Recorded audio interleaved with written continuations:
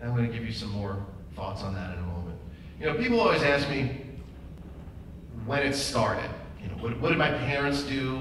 We always go back into my upbringing. And for me, I just remember the fact that I was different than everyone else, and I was defiant. And if people made me angry, you know, I had to flip out. It started with Catholic school.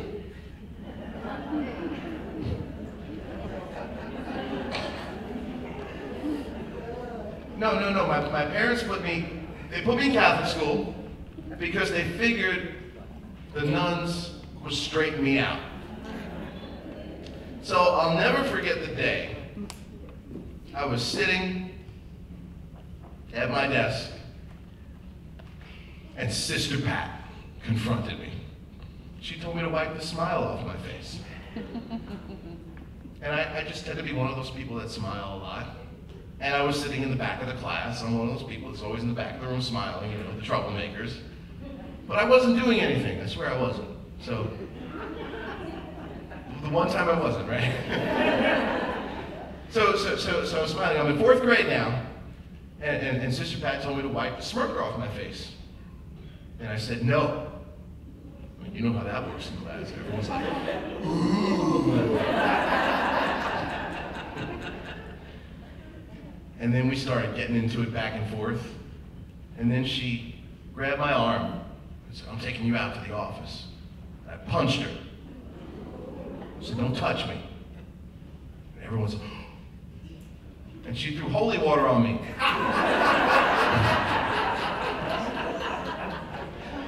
She called me the devil. So I took some of that holy water and threw it back at her. I said, put this on your wrinkles. I was shortly expelled from school thereafter. And my parents, they had to talk with me. They had to talk. They said, Mike, we got to talk about how you talk to adults. And, you know, you're not supposed to do that. And I said, Mommy, Daddy, nobody has a right to talk down to me. And I will stand up for myself. They said, okay. And even now, I'm 35 years old. No one has a right to talk down to me. And I found that it became a strength for fundraising, because I have no problem approaching anyone, because we're all equals. So shortly after that, my parents had another idea. And my good parents trying to help me out here, figure out what's going on with this kid. They put me in public school with my uncle, who was the principal. He was trying to grow his career, educational administration, and within a few weeks, I was kicked out of that school. I had thrown a desk at a teacher this time. I was angry. And I didn't know what was wrong. I just knew that I just exploded sometimes. Things made me mad. And after that summer, the movie Batman came out with Michael Keaton, for those of you that remember. This is before Christian Bale. Jack Nicholson was the Joker. And I saw the movie with my family. We had fun. But I came home, and for the first time, I exploded like a volcano. I destroyed my parents' home. I was angry. I didn't know why. No one knew why. I was throwing stuff everywhere. The police were outside, and I was hospitalized for the first time. So here I am, a 4th grader, in this thing called a psychiatric ward. That's supposed to help me get better. Green walls everywhere. You know, I can't tell my friends. You know, my parents couldn't tell anyone. But, you know, all the other kids knew. They knew something was up with me. I was that kid that no parent wanted their kids hanging out with. And so, it wasn't easy for me. And I was discharged after a few weeks. Then they put me in 5th grade in special education. I said, Mike, maybe you need attention. Which, I'm not gonna lie, I do. In fact, I got this pink sparkle phone. I need attention. I'm not gonna lie. This thing is great, right?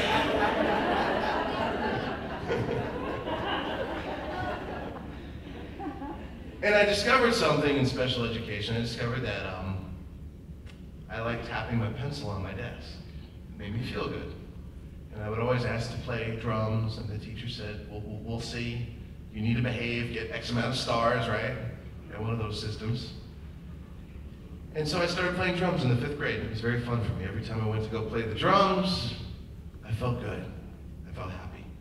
Away from the drums, I was a tornado. And I started to actually mature faster than the girls. So now I'm 10 years old, and usually around that age, the girls are maturing first and the guys are going after that. But I was like that tall kid in class. It's going past everyone. And so my emotions were just going like a lazy river inside of me. And I started to get really depressed, and I became suicidal in 5th grade.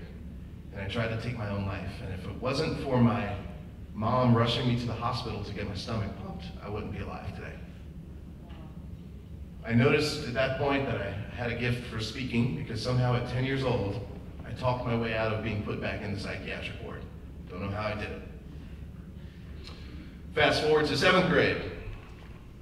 They put me in a private school. Things were going a little better for me. I was growing more, but it started to get explosive. Now I'm bigger. So my parents really couldn't handle me flipping out, throwing things, trying to fight them, threatening to kill them, cutting myself. So I was hospitalized for about 4 or 5 months in 7th grade. And it's hard when you're hospitalized for mental health reasons because you cannot tell people. You know, if I had broken my leg, if I had a major surgery, I would have gotten a card from everyone at school that says, feel better, right? I never got that.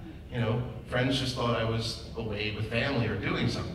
My parents couldn't talk about it. They didn't feel comfortable talking about it. And what do you say? And for a parent, it's hard because parents judge other parents and feel judged, so they're thinking they're bad parents. So 10th grade comes around. I'm fast forwarding here so you don't have to hear my whole life story. And I'm on my 3rd expulsion, my 3rd hospitalization. I think I was friends with everyone in the emergency room. I knew everyone's name. It was kind of like, hey, how you doing? I was constantly in there. My dad had to constantly take me there. And my mom said to me, look, we got to figure out a school situation for you. We just want you to graduate. You can graduate and go crazy if you want. You know, that's fine. They just wanted me to get out of high school. That was the goal. So, being defiant me, I said, no, I don't want to graduate. And he said, well, what do you want to do? I said, I want to play the drums all day. My dad said, you are not playing drums all day in my house. And I said, why not? He said, because I'll get arrested. You got to go to school. So I said, screw you, buddy, get arrested. So my mom said, look, Michael, what do you want? If we could give you anything you wanted. My parents were desperate at this point. You know, they just wanted their kid to be okay. They didn't even care that I flipped out. I think they thought it was funny at that point. And I said, I just want to play the drums. It's the only thing that makes me happy. Whenever I play the drums, it makes me happy. And so moms are very sneaky, by the way, right? Y'all are sneaky. They're always up to stuff. And so my mom says to me, give me a week to figure this one out. Okay.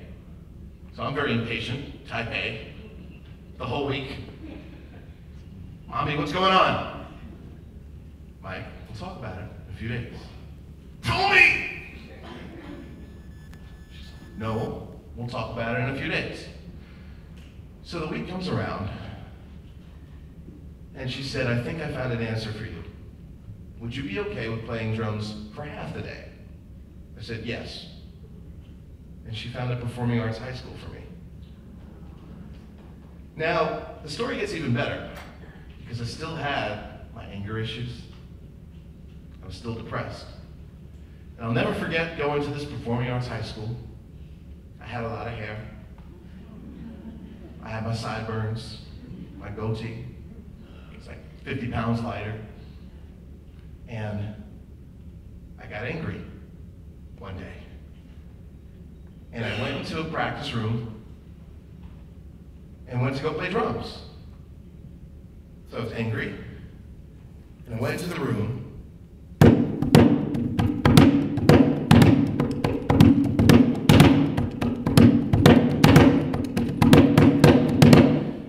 and a teacher comes in and says, "Mike, that sounds really good.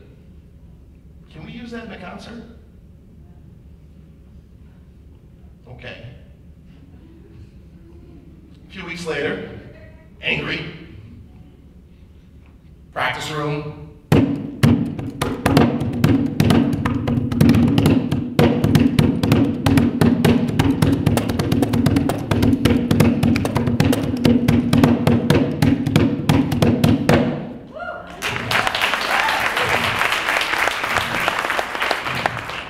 And the teacher comes in the room and says, "Can I hire you to play with my band this weekend?"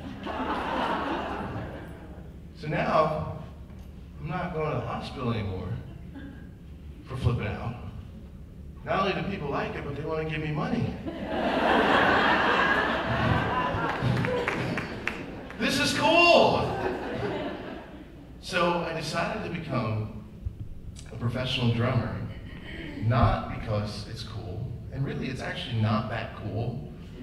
A lot of times I'm stuck in Los Angeles airport at 2 a.m. with a bunch of boxes by myself, wondering why I got myself into this. And that's really the most fun part about it. But I play drums because it makes me feel good.